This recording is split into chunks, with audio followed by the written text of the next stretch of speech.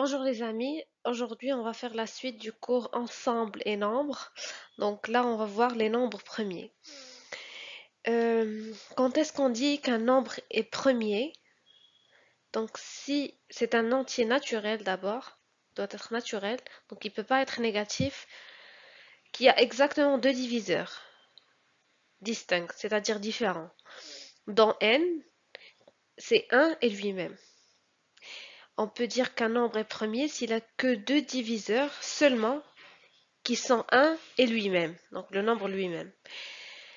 Par exemple, 0 n'est pas premier, parce que 0, il a plusieurs diviseurs. Donc 0, il a plusieurs diviseurs. 5 est un diviseur de 0, parce que 0 est égal à 0 fois 5. Donc tout nombre multiplié par 0, il va donner 0. Donc 0, il a une infinité de diviseurs. Donc ce n'est pas un nombre premier. Un nombre premier, il a seulement deux diviseurs qui sont 1 et lui-même. 1 n'est pas premier, car il n'a qu'un diviseur dans n qui est lui-même. D'accord? Parce que 1, il n'a qu'un seul diviseur qui est 1, qui est lui-même. Donc il n'a pas deux diviseurs distincts, qui sont différents. Quand on dit distincts, ils sont différents. Il n'a que 1, qui est lui-même. Donc il a un seul, il n'a pas deux. Les premiers nombres premiers sont 2, c'est un nombre premier, parce qu'il a deux diviseurs. Il a 1 et il a lui-même. Parce que 2 est égal à 2 fois 1. 2 fois 1. Donc 1, c'est un diviseur de 2.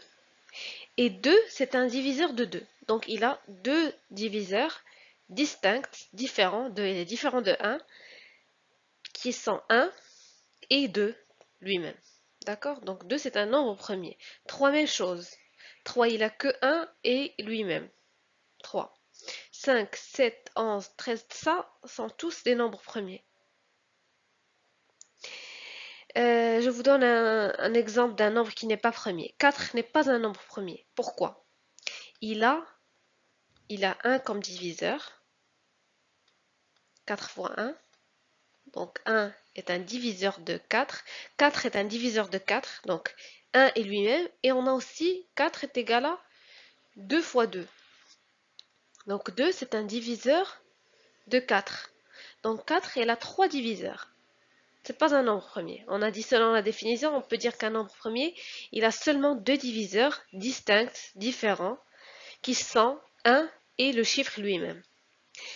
Donc ça, c'est une propriété qu'il faut apprendre. Quand on voit propriété dans le cours, il faut l'apprendre. Apprendre les définitions et apprendre les propriétés. Tout entier naturel au moins égal à 2 est premier ou produit de nombre premier. Ça veut dire quoi? Si on prend un entier naturel, donc qui appartient à n, au moins égal à 2, donc 2 à partir de 2, donc 2, 3, 4, 5, donc on exclut ici 0 et 1. Tout entier naturel, au moins égal à 2, il est soit premier, soit il est produit de nombres premiers. Donc il y a deux choix. Si on prend un entier naturel quelconque qui est au moins égal à 2, soit il est premier, soit il va être produit de nombres premiers. Donc, par exemple, si on prend 2, 2 il est premier, premier choix. Si on prend 4, 4 il n'est pas premier, mais il est produit de nombres premiers. 4 est égal à 2 fois 2. Et 2, donc 2 fois 2, c'est 2 à la puissance 2. Donc 4 est bien un produit de nombres premiers. Soit on va trouver un nombre premier, soit on va trouver un nombre qui est le produit de nombres premiers. Cette décomposition en produit de nombres premiers est unique. Donc cette décomposition est unique. Chaque chiffre, il a sa composition. On ne peut pas trouver deux compositions différentes. On ne peut pas trouver un chiffre qui a la même décomposition que 4. Un chiffre dont la décomposition est égale à 2 à la puissance 2. Non, c'est pas possible. Chaque composition, elle est unique. Chaque décomposition. Donc, exemple, si on décompose 360, on va trouver ça. 2 à la puissance 3 fois 3 à la puissance 2 fois 5. Ça, c'est une décomposition en nombre premier. 2 est premier, 3 est premier, 5 est premier. 360 n'est pas premier, il est le produit de nombres premiers.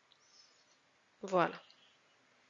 Donc, si vous avez un exercice, par exemple, donnez-moi la décomposition d'un chiffre en nombre premier, vous allez faire la division euclidienne de ce chiffre-là et vous allez essayer de faire la décomposition de ce chiffre en nombre premier. Vous savez déjà les nombres premiers. 2, 3, 5, 11. Donc, il faut essayer de décomposer ça. 2 à la puissance 2, c'est 2 fois 2 fois 2, 3 fois. 2 fois 2 fois 2, c'est 8. 3 à la puissance 2, c'est 3 fois 3, c'est 9. Et fois 5. Si vous faites le calcul, vous allez trouver exactement 360. Ensuite, les nombres les ensembles. Chapitre 2, on va voir les ensembles D, Q et R. Donc, on va voir la définition. C'est quoi un nombre décimal? C'est quoi un nombre rationnel? Et c'est quoi un nombre réel qui est R? Donc, un nombre décimal appartient à l'ensemble qu'on note D, décimal. C'est ça le symbole de l'ensemble D. Quand est-ce qu'on dit un nombre il est décimal? S'il a un nombre fini de chiffres après la virgule. Par exemple, 0,3 c'est un nombre décimal. S'il a un nombre fini après la virgule, un nombre de chiffres fini, donc c'est un nombre décimal. Et il peut s'écrire sous la forme A sur 10 à la puissance P, avec A un entier. Quand on dit entier, peut être positif ou négatif. Quand on dit entier naturel, seulement positif. Et P, un entier naturel. Donc P appartient à N. Donc il peut s'écrire sous cette forme. On prend A un nombre décimal. Donc il peut écrire... non, on prend un nombre décimal, par exemple X, il peut s'écrire sous la forme A sur 10 à la puissance P, avec un A entier et P un entier naturel. Et vous maîtrisez que quand on dit un nombre décimal, il a un nombre fini après la virgule. Par exemple 0,3, 0,1, 1,13. Tout ça, ce sont des nombres décimaux. Un nombre rationnel, c'est un quotient d'un entier relatif et d'un entier naturel non nul. Donc, nombre rationnel peut s'écrire sous la forme A sur B, avec A un entier et B un entier naturel non nul. Donc, A il peut être positif ou négatif, un entier, et B doit être un entier naturel non nul. Donc, B appartient à N et on exclut 0 parce qu'on ne peut pas diviser sur 0. Donc, un nombre rationnel peut s'écrire sous cette forme. Et vous devez maîtriser qu'un nombre rationnel, il a un nombre infini après la virgule. C'est ça la différence entre un nombre décimal et un nombre rationnel. Un nombre rationnel, il peut être aussi, il peut avoir un chiffre fini après la virgule. Par exemple, pourquoi? Parce que D est inclus dans Q. D, et ça c'est Q. Donc, dans Q, vous pouvez trouver les chiffres avec les chiffres après la virgule qui sont finis et aussi infinis. Par exemple, 1 sur 3, si vous faites le calcul dans la calculatrice, vous allez trouver un chiffre avec un nombre avec le nombre de chiffres après la virgule infini. Donc 1,3 n'appartient pas à D. Parce que D, on a dit seulement les chiffres finis après la virgule. Et Q, c'est les chiffres infinis après la virgule.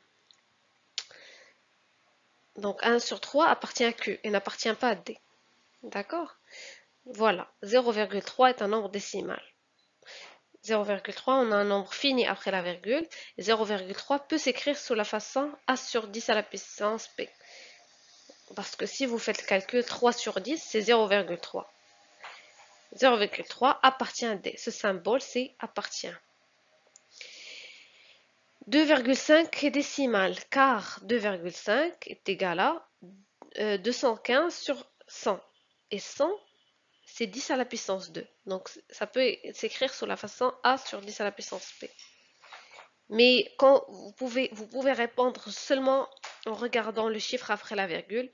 On a virgule 5 fini, donc appartient à D automatiquement. 1 sur 5 est décimal aussi. Ça aussi, c'est un nombre décimal.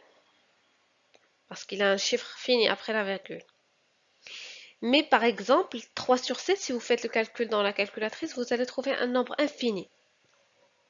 Donc, ce n'est pas un nombre décimal, et c'est plutôt un nombre rationnel. Parce qu'il s'écrit sous la forme A sur B, et le chiffre après la virgule n'est pas fini. D'accord? Donc, il appartient à Q et n'appartient pas à D.